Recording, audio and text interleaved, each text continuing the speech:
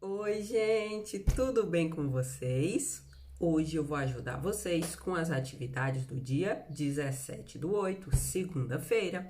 A tarefa de hoje é no livro A Prova Brasil de Língua Portuguesa. Nós vamos ter que responder as páginas 18, 19, 20 e 21. Então, vai para um lugar bem adequado. Se você tiver mesa, sente-se à mesa, pegue seu material, pegue seu livro e vamos começar. Vamos abrir o livro aí na página 18.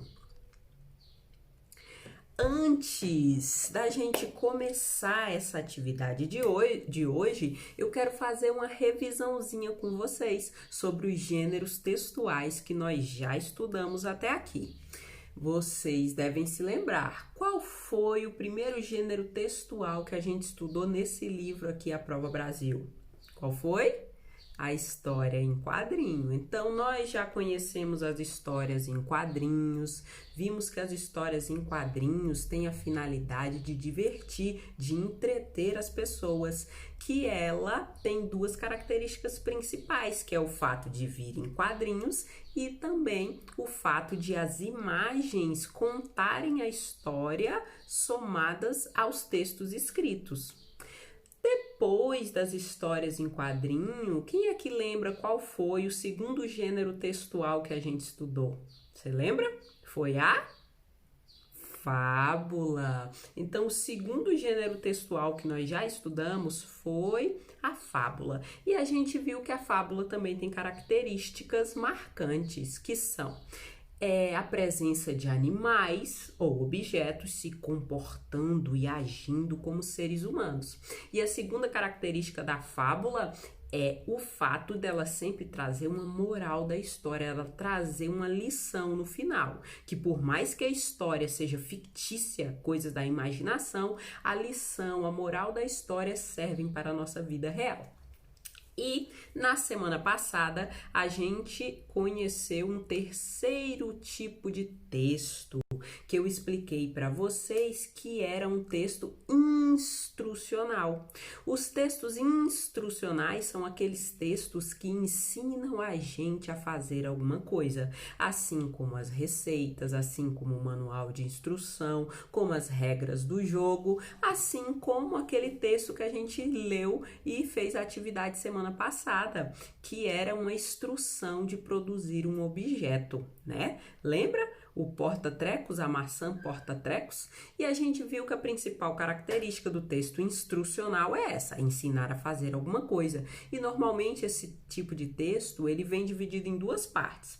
A primeira parte vem os materiais e depois o modo de fazer. Igual na receita, né? Primeiro a gente vem com as quantidades de cada alimento que a gente vai precisar e depois vem o modo de preparo. Então, essa é uma característica marcante dos textos instrucionais. Agora, hoje nós vamos conhecer o quarto gênero textual que esse livro trouxe pra gente, ó. Qual é o gênero de hoje? O poema. Vamos ler esse retângulo azul aqui, que ele traz as características principais do poema. Vamos lá? Poema é um texto escrito em versos. Então aqui já apresentou uma diferença do poema para os outros gêneros textuais. O poema, ele é escrito em versos. E o que isso significa? Significa dizer que ele não respeita, não obedece chegar até o final da margem. Lembra os cadernos, quando a gente vai usar? A professora não sempre fala que você tem que respeitar as margens, que são aquelas linhas laterais das folhas? Então, o poema, ele não respeita a margem, ele não tem que chegar até o final da margem para poder ir para outra linha, não.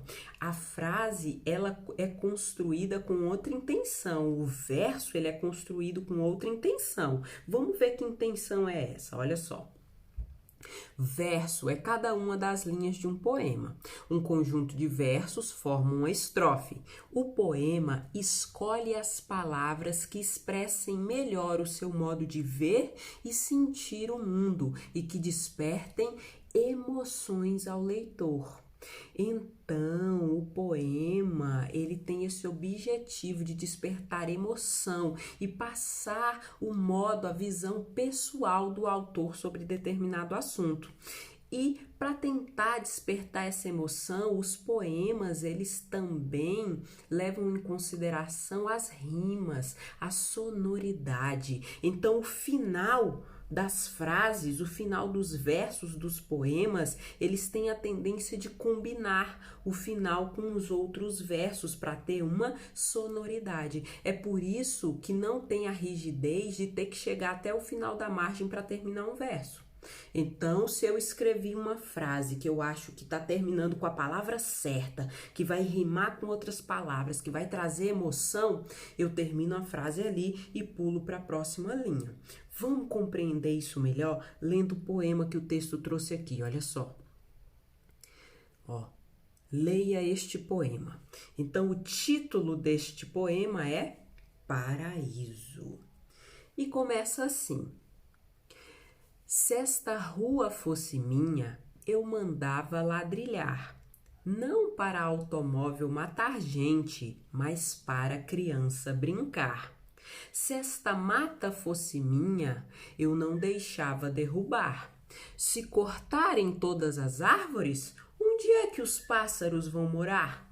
Se este rio fosse meu, eu não deixava poluir. Joguem esgotos noutra parte, que os peixes moram aqui. Se este mundo fosse meu, eu fazia tantas mudanças que ele seria um paraíso de bichos, plantas e crianças.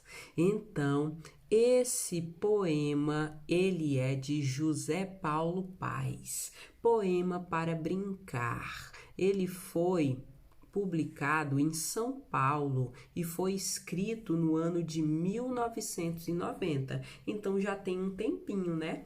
Mas esse assunto que ele está falando aqui ainda é muito pertinente.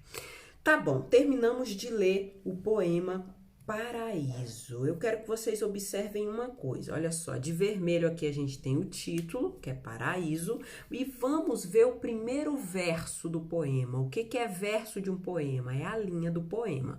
A primeira linha diz assim, ó: se esta rua fosse minha, vírgula. A gente termina a frase com vírgula? Não, né? A gente termina a frase com alguma pontuação. Pode ser o ponto final, pode ser o ponto de exclamação, ponto de interrogação. A vírgula não é feita para terminar a frase, mas perceba, mesmo a frase não estando terminada, ele já começou a escrever na linha de baixo, ele já pulou para outro verso. E o outro verso diz assim, ó: eu mandava ladrilhar. E esse verso aqui também termina com vírgula. Então, a frase não terminou ainda. E mesmo a frase não tendo terminado, ele não continuou escrevendo aqui na frente, ó, até chegar à margem da folha. Ele foi e pulou para outra linha. Aqui, ó, vamos ler. Não para automóvel matar gente. Ó, terminou com o quê? Com vírgula, a frase não terminou ainda, mas mesmo assim ele foi para outra linha e escreveu aqui o quarto verso, ó, mais para criança brincar. Então perceba, os poemas, essa é uma característica principal dos poemas. Eles são escritos em versos e os versos, eles não respeitam as margens e não têm aquele respeito de ter que terminar o verso com um ponto.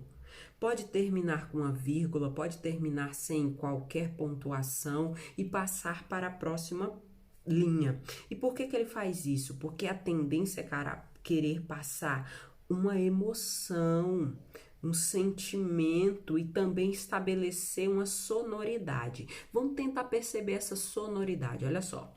Lendo um pouquinho mais rápido, ó. Se esta rua fosse minha, eu mandava ladrilhar.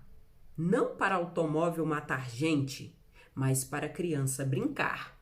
Repare, o final, as palavras, as últimas palavras desses versos, tem duas palavras que elas rimam. O que é rima? Rima é ter o som semelhante.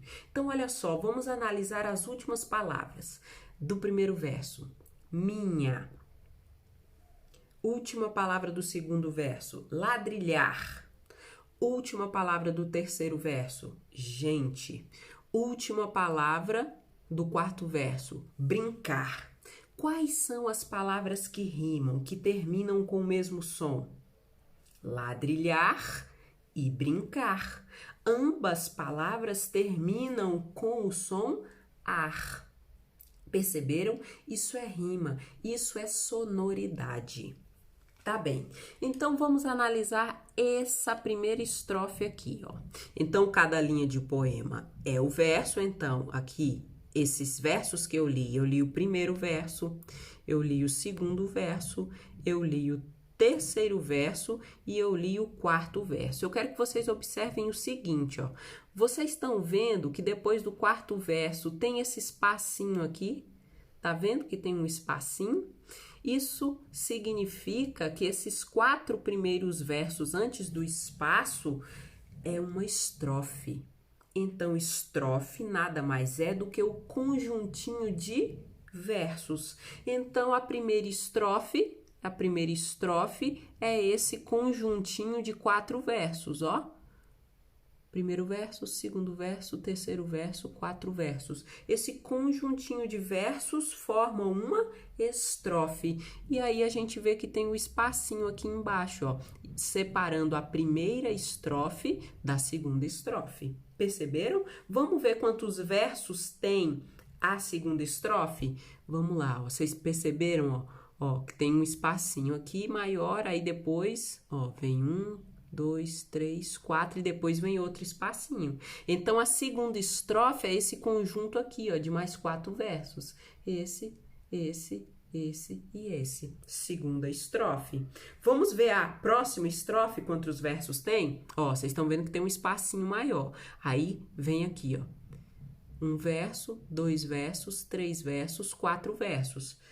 Tenho aqui a terceira estrofe, formada por mais 4 versos. Aí, vocês estão vendo que tem outro espacinho maior? E aí, a gente tem outra estrofe. E essa última estrofe tem quantos versos? 1 verso, 2 versos, 3 versos, 4 versos. Então, tem uma coisa em comum. Esse poema aqui, todas as estrofes são formadas por 4 versos. E quantas estrofes nós temos? Quantos conjuntinhos com 4? Ó, aqui formou um conjuntinho com 4, é uma estrofe. Aqui formou outro conjuntinho com 4 versos, outra estrofe. Aqui nós temos outro conjuntinho com 4 versos, terceira estrofe. E aqui nós temos outro conjuntinho com 4 versos, é a quarta estrofe. Conseguiram entender isso? Espero que sim. Vamos agora olhar a imagem que acompanha esse poema. Essa imagem tem a ver com esse poema que a gente leu? O que vocês acham? Vamos ler de novo rapidinho? Ó, se essa rua fosse minha, eu mandava ladrilhar. Não para automóvel matar gente, mas para criança brincar. Ó, tem uma rua aqui, ó.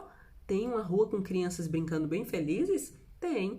Depois a segunda estrofe diz assim: se esta mata fosse minha, eu não deixava derrubar. Se cortarem todas as árvores, onde que os pássaros vão morar? Ó, tem uma mata sendo mostrada no desenho e tem pássaros voando felizes? Tem. Então esse desenho tem tudo a ver com o poema? Sim. Vamos ler a terceira estrofe que diz assim, ó: se este rio fosse meu, eu não deixava poluir. Joguem esgotos noutra parte, que os peixes moram aqui. Ó, tem um rio desenhado, tem peixes pulando felizes? Tem. E vamos ler a última e quarta estrofe que diz assim: se este mundo fosse meu, eu fazia tantas mudanças que ele seria um paraíso de bichos, plantas e crianças. Então, ele está falando do que ele desejaria, de como ele queria que fosse o mundo, né? Um paraíso de bichos, plantas e crianças. Daí o título do poema, Ser Paraíso. Beleza? Então, agora a gente já analisou o poema, já analisou a imagem, a figura, a ilustração que acompanha esse poema. Agora a gente pode ir para as atividades. Aqui embaixo, ó, já tem uma perguntinha na questão 2. Diz assim: quantos versos tem o poema? Já expliquei, né? O que é verso? Verso é cada linha do poema. Então, volta lá e conta. Bolinha, tem uma bolinha aqui embaixo. E quantas estrofes? O que é estrofe? Os conjuntinhos de versos. Então, conta lá quantos conjuntinhos de versos tem e responde. Vamos agora para a página 19. Página 19, questão 3, está dizendo assim: relacione a estrofe ao assunto. Então, primeira estrofe, lembrando, o que é estrofe? Conjuntinho de versos. Então, você vai ter que voltar aí no seu texto, ler o primeiro conjuntinho, os primeiros 4 versos, que é a primeira estrofe, leia, e aí você vai me dizer se essa primeira estrofe está falando de qual assunto. A primeira estrofe, o primeiro conjuntinho de versos, está falando sobre o mundo como um paraíso? Se for isso, você vai ligar aqui esse balãozinho, primeira estrofe, até aqui o assunto. Ou não? Ou será que a primeira estrofe está falando sobre o cuidado com as ruas? Se for isso, você marca. Ou está falando sobre o cuidado com os rios? Ou a primeira estrofe está falando sobre o cuidado com as matas? Entendeu? Então, você vai voltar no texto, ó. Vai lá, segunda estrofe, volta no texto. Qual é a segunda estrofe? O segundo conjuntinho de versos aqui, ó, esse daqui. Leia, e aí você vai me dizer qual é o assunto, qual desses assuntos trata cada estrofe, e você vai ligar, tá? Aqui tá pedindo para relacionar. Como é que é essa relação? Ligando cada estrofe ao assunto que é abordado ali, ok? Vamos lá, questão 4, tá dizendo assim: releia os 2 primeiros versos do poema. O que são versos? Linhas. Então, você vai ler as 2 primeiras linhas, os 2 primeiros versos do poema, e depois vai responder essa bolinha aqui embaixo, que tá dizendo assim, ó: a que outro texto esses versos fazem referência? Ai, e eu não sei se vocês conhecem, os pais de vocês provavelmente conhecem. Vamos lá voltar. Os 2 primeiros versos falam assim, ó: se esta rua fosse minha, eu mandava ladrilhar. Na hora que eu li esses versos, eu lembrei, sabe de quê? De uma cantiga de roda que eu cantava quando era criança, minha mãe cantava para mim. Eu não sei se vocês conhecem, né? Mas eu vou colocar ela aqui para vocês. Cantiga de roda é uma manifestação cultural do nosso folclore brasileiro. A gente não está estudando o folclore nas nossas atividades, nas nossas sequências didáticas das folhinhas? Pois é. Então aqui, ó, tá trazendo uma referência de uma cantiga de roda que faz parte do nosso folclore brasileiro. Eu vou colocar ela aqui para vocês ouvirem, depois vocês me falam se vocês conheciam, tá? Se essa rua fosse minha, eu mandava ladrilhar com pedrinhas de brilhantes para o meu amor passar. Nessa rua tem um bosque que se chama solidão. Dentro dele mora um anjo que roubou meu coração.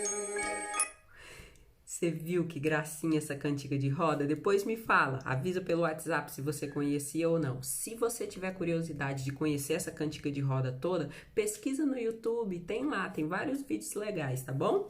Então, ó, a resposta para essa questão 4, a que outro texto esses versos fazem referência? O outro texto é uma música, uma cantiga de roda, tá bem? Questão 5. Questão 5 está dizendo assim: quais são os 3 problemas que o poema não deixaria acontecer mais? Então, eles estão apresentados onde? No texto. Então, volta lá. O problema 1 está na primeira estrofe. O problema 2 está na segunda estrofe. O problema 3 está na terceira estrofe. Vou ajudar vocês só com a primeira para vocês pegarem o jeito e depois vocês vão fazer sozinhos. Vamos ler essa primeira estrofe, ó. Se esta rua fosse minha, eu mandava ladrilhar, não para automóvel matar gente, mas para criança brincar. Então, ele ia mudar a rua, ia ladrilhar a rua para acabar com qual problema? O atropelamento, né? O automóvel matando gente. Então, o primeiro problema da primeira estrofe é essa questão. E aí, os próximos, você leia a segunda estrofe, leia a terceira estrofe e escreve aqui quais são os problemas que essas estrofes abordam, tá bem? Questão 6. Você acha que o poeta está satisfeito com o mundo? E aí, gente? Quando a gente está satisfeito, a gente quer mudar alguma coisa? Não, né? Então, o poeta, nesse poema dele, ele apresenta coisas que ele quer mudar. Isso significa que ele está satisfeito? Responde aí e me diga o porquê. Com o que ele não está satisfeito? Não basta dizer sim ou não, viu? Tem que me dizer por que o poeta não está satisfeito. Questão 7.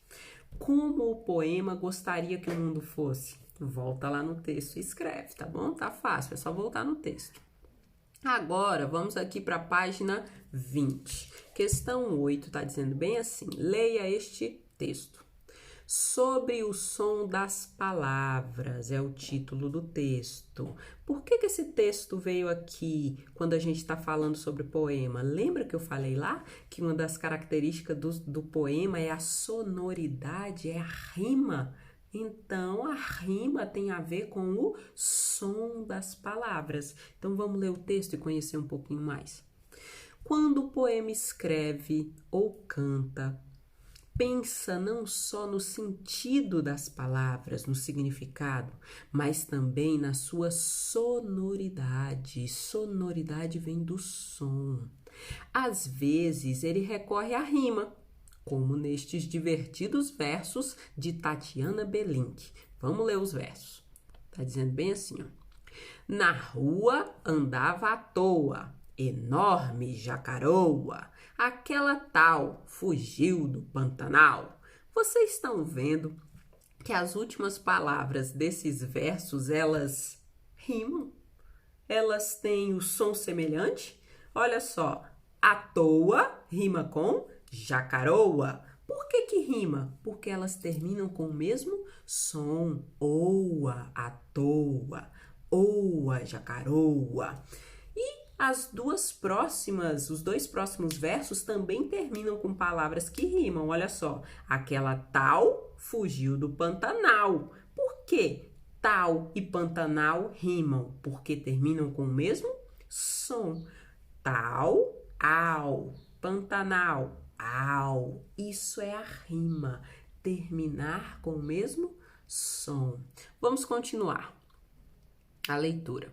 O poeta também pode se utilizar da repetição de uma consoante. É o que você vai encontrar neste poema de Cruz e Souza. Então, aqui a gente viu, ó, que era o som final das palavras que rimavam, né? Que eram semelhantes. Mas também tem outra forma de tentar rimar, que é a repetição de algumas consoantes. Então, vamos ler esses versos aqui, ó. Nunca se cala o calado, e sempre o calado fala, calado que não cala. Qual foi a letra aí que ficou marcante se repetindo? Ela tá em negrito, foi a letra C, ó. Cala, calado, ca. Cala, calado, cala, ca. Nunca, cala, calado. Vocês viram quantas repetições do C com A, não é? Em alguns poemas, a sonoridade é produzida pela repetição de uma vogal. Daí a delícia destes versos de Tatiana Belink. Vamos ler mais 2 versos, olha só. A vaca amarela aquela pulou a cancela e a janela. Vocês viram quantos as aí no meio? E aí também tem uma sonoridade. Beleza. Depois de a gente ler essas explicações sobre rima, sobre sonoridade, né, que tem nos poemas, vamos responder essa questãozinha aí, que tá perguntando assim, ó.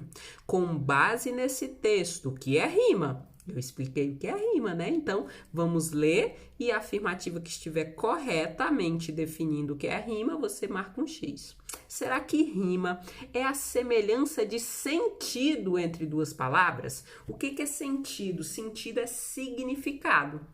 Para rimar, a gente se preocupa com significado? Hein? Se você achar que é, marca o X. Ou será que a rima é a semelhança de som na terminação das palavras? O que é terminação? No final das palavras. Será que rima é isso? O final das palavras terminarem com sons semelhantes? Se for, marca o X aí. Ou será que rima é a repetição de uma consoante? E aí? É só repetir a consoante, tem rima? Ou será que é a repetição de uma vogal? E aí? O que é rima? A gente viu vários exemplos, né? Beleza, agora vamos para a página 21. Questão 9, tá dizendo bem assim, ó. Em Paraíso, qual foi o recurso mais usado para dar sonoridade ao poema? O que é paraíso? Hein? Lembra? Foi o primeiro poema que a gente leu, né? Então, quando ele fala aqui em paraíso, é no texto, no poema, naquele primeiro poema lá que a gente leu. Qual foi o recurso mais utilizado para dar sonoridade? A gente viu que para dar sonoridade, a gente pode rimar os finais das palavras, né? Para dar sonoridade, a gente pode repetir uma consoante. Para dar sonoridade, a gente pode repetir vogais, né? Lá naquele texto do paraíso, vamos voltar lá. Será que eles usaram qual recurso? Lembra que eu já expliquei que tinham palavras aqui que rimavam, ou seja, que terminavam com sons semelhantes?